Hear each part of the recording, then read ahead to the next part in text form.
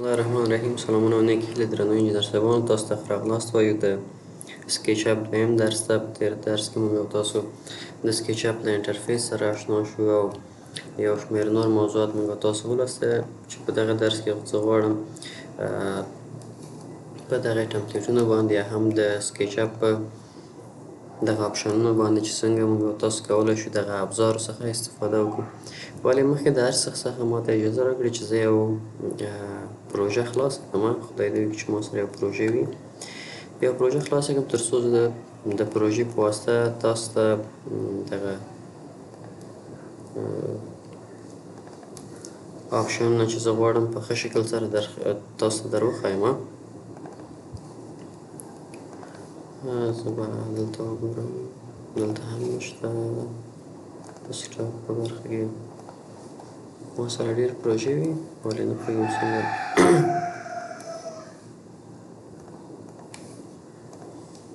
خو خیر انشاءالله چې پیدا کېږي. د سټاپ برخه کې لونیان باید چې دلته موږ سره موجود وي، ځکه چې ما ځان سره ټول ساتلو. اجازه راکړئ چې زه یو ځل بیا راشم جي ډرایو ته. دلته موږ سره په یو ډرایو کې بعضې پروژې وي چې نه پوهېږم څنګه یې نه ښکاره کوي په ایوریثینګ کې. خو د مثال په ډول راځو دغه لینډسکیپ پروژه خلاصوو. ما غوښته چې یو تعمیر وي یا یو بل پروژې وي چې په هغه کې په اسان ډول سره تاسو ته در ښکاره کړو دغه موضوعات. درنو انجینر صاحبانو، فرض کړو دغه یو پارک ده موږ سره. مخکې د دې څخه چې زه راشم تاسو ته د لاین څخه شروع وکړم، ورپسې د فری هینډ څخه یا ریکټنګل څخه یا دلته د سلیکټ او دغه نورو موضوعاتو څخه په ترتیب نه ځو، ځکه چې مخکې هغه موضوعات چې ډېر اړین دي او موږ دپاره ضروري دي چې باید پوه شو هغه باندې بحث کوو. چې په هغه برخه کې زه تاسو ته راځو د اوربیټ څخه، له دغې آپشن څخه چې ناویګیشن بارز به ورته وایو، له دغې آپشنونو چې دغه شپږ آپشنونه دي انشاءالله دغه زه تاسو ته تشریح کوم. بیا په ترتیب سره په دویم نو دریم لیکچرونو کې دغه نورو باندې بحث کوو. بیا دغې نه راځو په یو پروژو کې، خپل پروژو کې چې ځکه چې اړین دي باید اول په دو باندې پوه شو. په دې کې انجینر صاحبانو موږ سره لومړی آپشن هغه د اوربیټ ده. اوربیټ خپله څرخول ته وایي یا چرخول ته وایي. مثلا د مثال په ډول غواړو د دغې پروژې مخه چې دا شاده مخې دلته راوړو، نو بناً د اوربیټ څخه استفاده کوو چې اوربیټ آپشن باندې که چیرې مونږ کلیک وکړو او راشو د خپل ماوس چپ بټنه کېکاږو. دغسې کولی شو چې د چپ بټن په کېکاږلو سره د دغې ماوس یا د دغې پروژې شا او مخ څنګه کړو، هم یې په ایکس محور کې، ایکس او وای محور کې، هم په زیډ او ایکس وای محور او هم په زیډ محور کې موږ کولی شو چې په دریو محوراتو کې موږ دا څه کوو وڅرخوو. د اوربیټ څخه دغسې استفاده کولی شو. اوربیټ بغیر د انجینر صاحبانو موږ سره یو شارکټ هم لرو. که چیرې کامرې ته تاسو لاړ شئ دلته ویلی اوربیټ ووایئ شارکټ ده. زه سپیس وهم تر څو د دغې اوربیټ له آپشن څخه ووځم. سپیس چې ووهم زه اجازه راکړئ سپیس یا اسکیپ وهئ د کمپیوټر د کیبورډ له بټن څخه. سپیس یا اسکیپ په واسطه تاسو کولی شئ چې د یو آپشن څخه ووځئ. نو بناً زما اسکیپ ووهه او له دغې آپشن څخه ووتم. بیا راځو او چې تر څو کوم دغه او زه او بټن یې په کېکاږم وګورئ اوربیټ اخلي، او بیا د ماوس د ښي بټن په واسطه د چپ بټن په واسطه په بخښنې سره موږ کولی شو چې خپل پروژې یا خپل کارونه وڅرخوو. نو دا موږ سره د اوربیټ برخه چې د سپیس په واسطه ترې موږ کولی شو له دغې آپشن څخه ووځو. بل انجینر صاحبانو موږ سره بل آپشن چې ده یا بل موضوع هغه د پن ده.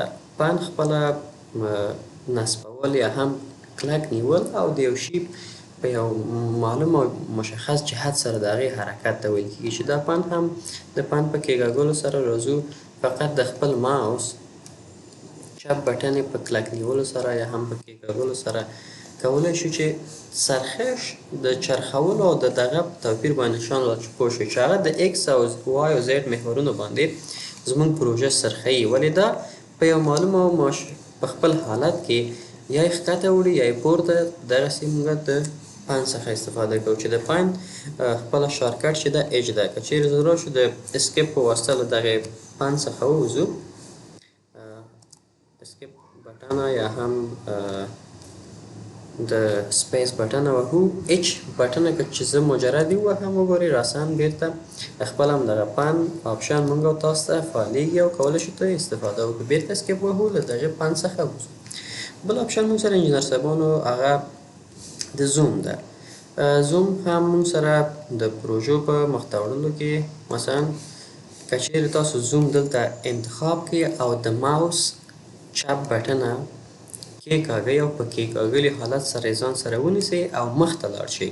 که چیرې مخته لاړ شئ زوم کېږي، که چیرې شاته لاړ شئ او بټنه باید تاسو کلک نیولی وي. که چیرې شاته لاړ شئ زوم اوټ کېږي او مخته راشئ زوم ان کېږي. نو دا کولی شو په دغسې ډول سره استفاده وکړو د زوم څخه چې بیرته اسکیپ وهو، له دغې آپشن څخه وځو او موږ سره انجینر صاحبانو زوم وینډو شارکټ لري چې کنټرول شیفټ ډبلیو او زوم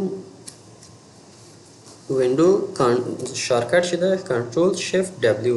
راځئ وهو کنټرول شیفټ او ډبلیو.